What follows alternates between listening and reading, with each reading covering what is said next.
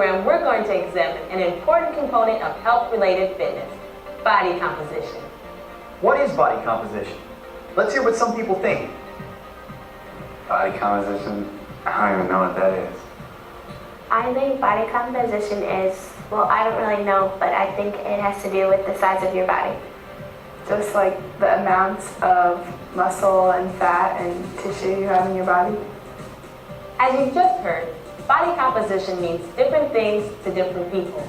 Your body is made up of many different kinds of tissue, such as bone, muscle, body organs, and fat. Together, all of the body tissues are described as your body composition. Body fatness, one part of your body composition, is an important part of health-related physical fitness. Body fatness refers to the percentage of your body that is comprised of body fatness. For example, a 100-pound person would have 15 pounds of body fat, would have a body fatness of 15%. Body fatness is important because having too much of it or not having enough of it can be harmful to your health. Having just the right amount of body fatness also helps you look your best. Some people confuse body weight and body fat. The terms underweight and overweight aren't helpful in describing your fitness or body composition. Because muscles weigh more than fat, you will weigh more than someone your same size if you have more muscles and less fat. Bones, like muscles, are quite dense, so people with big bones tend to weigh more than people with smaller bones. Underfat and overfat are better terms for discussing levels of fat in the body. Underfat refers to having too little body fat, and overfat means having too much body fat. Obesity describes people who are very overfat. The typical American is often concerned with having too much body fat.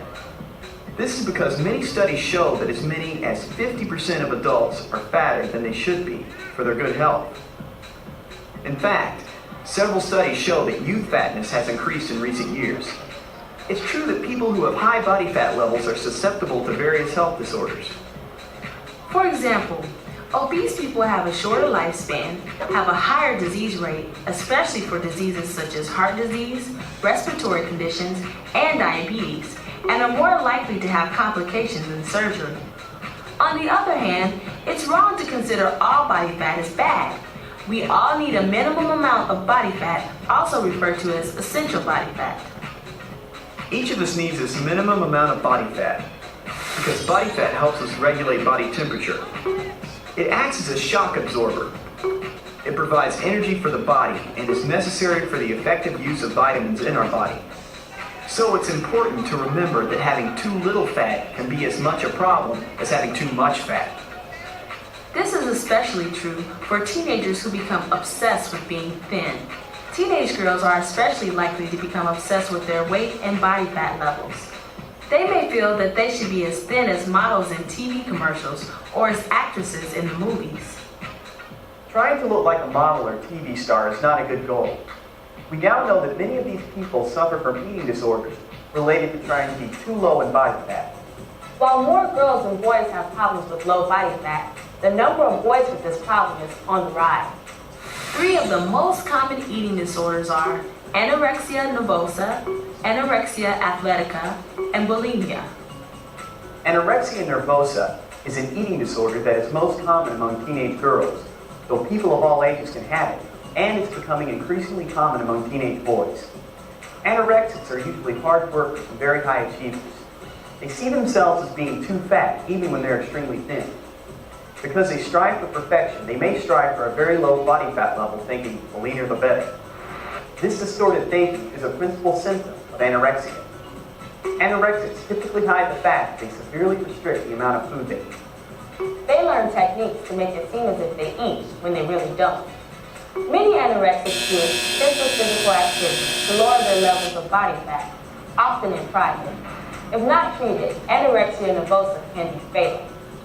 Anorexia athletica is an eating disorder similar to anorexia nervosa that's most common among wrestlers, gymnasts and cheerleaders, and other types of athletes who are judged on the way they look as well as on the way they perform.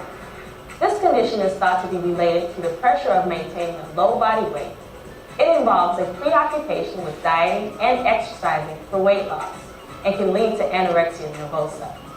Bulimia is another eating disorder that is characterized by binging. Binging occurs when a person eats large amounts of foods containing empty calories, such as potato chips, candy, cake, ice cream, and cookies, though you can binge on any type of food. The binging is followed by purging.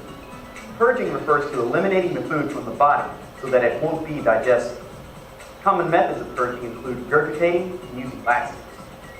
Bulimia can result in many health problems, including a loss of teeth, gum diseases, and severe digestive problems. Many teens exhibit some of the characteristics of those with eating disorders, but do not have all of the symptoms of eating disorders. This is referred to as disordered eating. It is important that people with eating disorders and those with some disordered eating get help. You may want to consult with your teacher to see how you can help a friend with the problem. So how much body fat is good for you?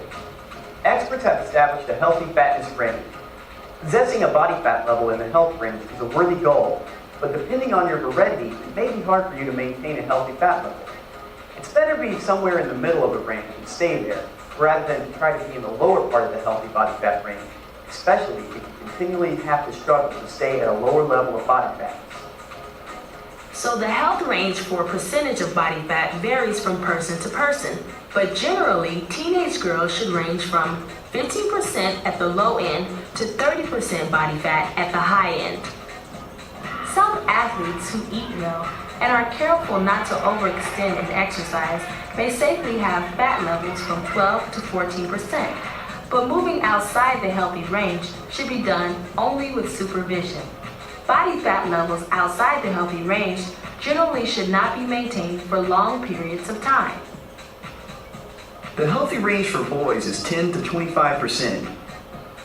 Athletes who eat well and are careful not to overextend in exercise may safely have body fat levels as low as 7 to 9%. This should occur only with supervision and generally should not be maintained for long periods of time. Both males and females should be careful not to compare their body fat percentages with others or with percentages reported in the newspapers and fitness magazines. Reports of very low body fat levels are typically incorrect and can lead teens to think that they need to have lower body fat levels than are healthy. There are several methods of assessing levels of body composition, including some that assesses body fat and others that measure body weight or body circumference. Underwater weighing and special X-ray procedures are considered to be the best procedure, but require much time and special equipment and are expensive. With underwater weighing, you are immersed in a tank of water and then weighed. Lean people weigh more underwater and sink. People with more fat weigh less underwater and float. Measurements of your lung capacity are also taken because this affects your weight underwater. Body circumference measurements can also be used to assess body composition. They're easy to do because you only need a tape measure to do them. Measuring the circumferences at various body locations such as the waist and the hips has been shown to be a good indicator of health risk among adults. Research has shown that people with a very large waist compared to hip size tend to have more fat inside the body and may be at risk for health problems. Body circumference measurements are not considered to be one of the better measures of fatness for teens, but they are useful if they are the only method available. You should learn how to make these measures because they will be useful later in life.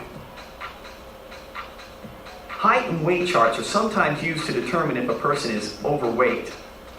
While these charts can be useful along with other methods, they do have limitations. Height-weight charts tell you how much you weigh, not how much of your body is fat. Some well-conditioned athletes have high body weight but are not too fat. This is because they have a lot of muscle. Muscle weighs more than fat, so a person with a lot of muscle might seem to be overweight on a height-weight chart even if the person is not too fat. The body mass index is a better indicator of fat than height and weight charts. This index uses your height and weight, but also uses a mathematical formula to convert height and weight to a more accurate score. You can consult with your text to determine how to convert your height and weight measures to a body mass index. The body mass index is considered to be better than height-weight charts for determining body fatness. But like height and weight measures, the body mass index may show a person with a lot of muscle to be fatter than he or she really is.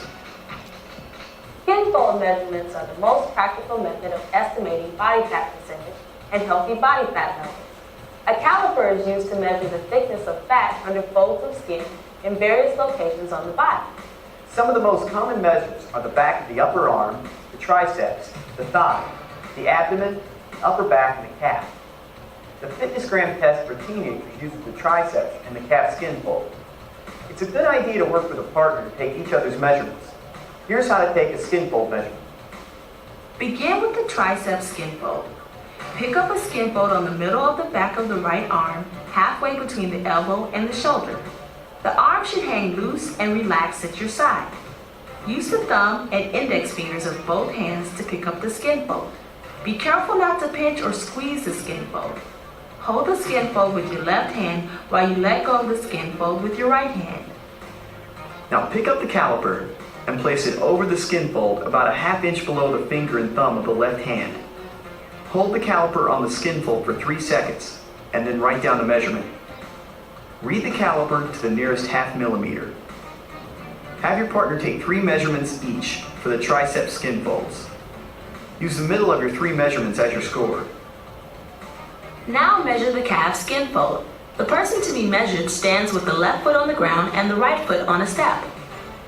Pick up a skin fold on the middle of the inside of the right calf at the largest location on the calf. Use the thumb and index fingers of both hands to pick up the skin fold. Again, be careful not to pinch or squeeze the skin fold. Hold the skin fold with your left hand while you pick up the caliper with your right hand. Now, place the caliper over the skin fold about 1/2 inch below your finger and thumb. Hold the caliper on the skin fold for 3 seconds, and then write down the measurement.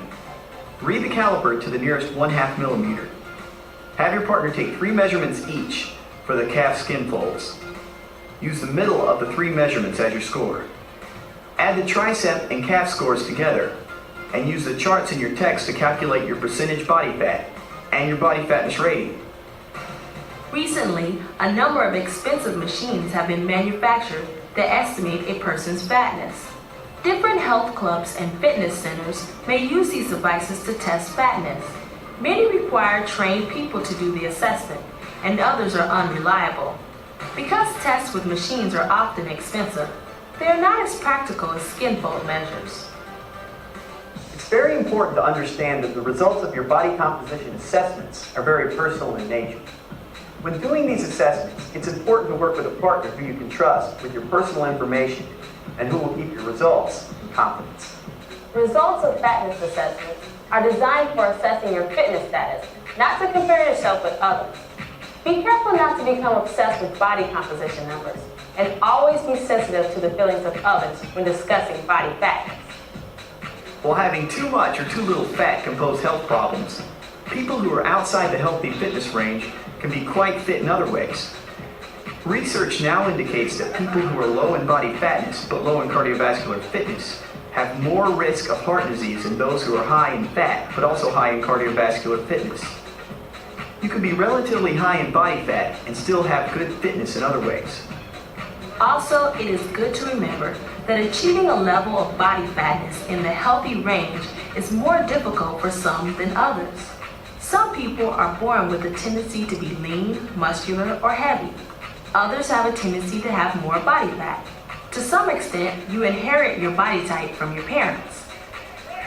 People can eat the same amount and do the same amount of physical activity and still look quite different.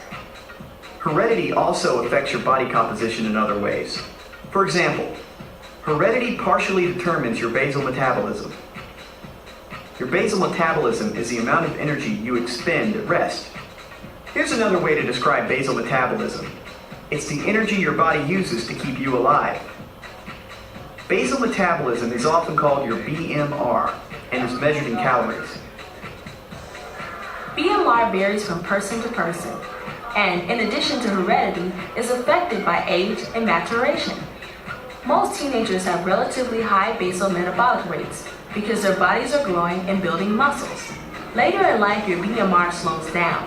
Maintaining a relatively high amount of muscle in the body by doing regular exercise can keep the BMR high. This can be beneficial in preventing fat gain as you grow older. As you grow older and mature, your hormone levels change, and so does your level of body fatness. During your teen years, girls develop more fatness than boys. Because of male hormones, teenage boys have greater muscle development than girls. For this reason, boys typically have a higher BMR than girls. Sometimes girls have difficulty when their body fatness changes as they grow older. This is normal, and attempts to prevent fat gain during this time can lead to disordered eating. It is important to recognize that teenage girls will have a higher percentage of fat than younger girls. This is a normal part of becoming an adult. At this point, perhaps the most important question becomes, so, what causes fat loss or gain? The amount of energy in foods and the amount of energy you expend is measured in calories. We know that 1 pound of fat equals 3,500 calories. When you eat food, you take in calories. And when you do physical activity, you expend calories. If you take in an extra 3,500 calories more than normal, over time you will gain 1 pound of fat. Likewise, if you expend 3,500 calories less than normal, over time you will gain 1 pound. If you eat 3,500 calories less than normal, over time you will lose 1 pound of fat.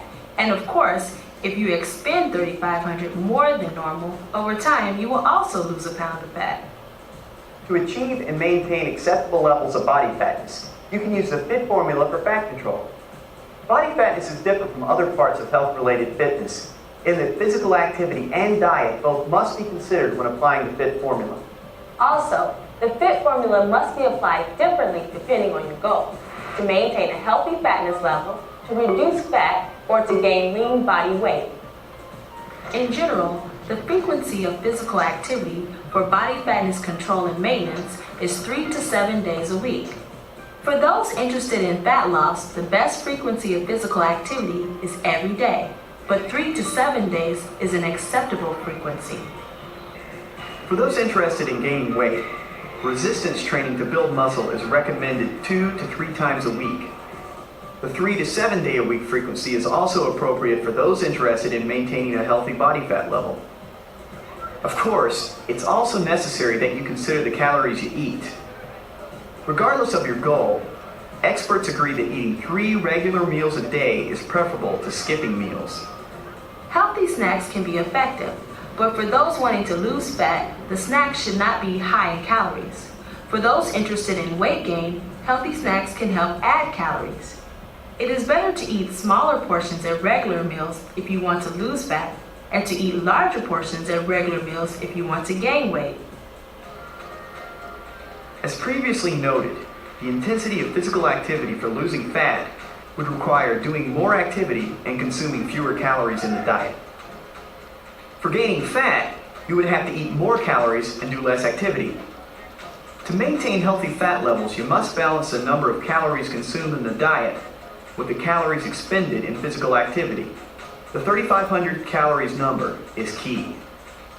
If fat loss is the goal, the intensity of exercise can vary depending on the frequency and the time or duration of the activity. The harder you exercise or do a physical activity, the more calories you use.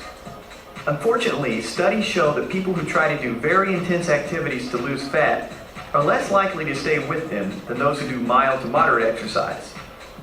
For this reason, walking, jogging that is not excessively fast, mild to moderate aerobic dance, swimming, or cycling are examples of physical activities that will be most effective over time. Neither diet nor physical activity results in quick fat loss. For health reasons, it's best to use a combination of diet and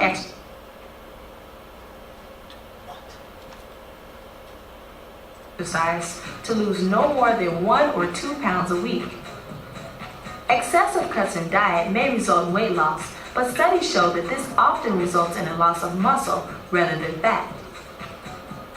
Also, it is difficult to expend enough calories in exercise to lose more than a pound of fat in a typical week without making the exercise seem like drudgery. It should be pointed out, however, that small changes in exercise can make a big difference over a long period of time.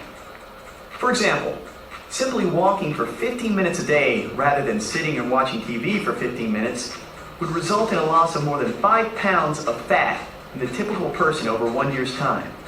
The best formula for fat loss is eating less, combined with mild to moderate increases in physical activity. For those interested in fat loss, moderation is the key. For example, to lose a pound of fat, it's better to eat 500 calories less each day for a week, rather than to eat 1,000 calories less for only a few days a week.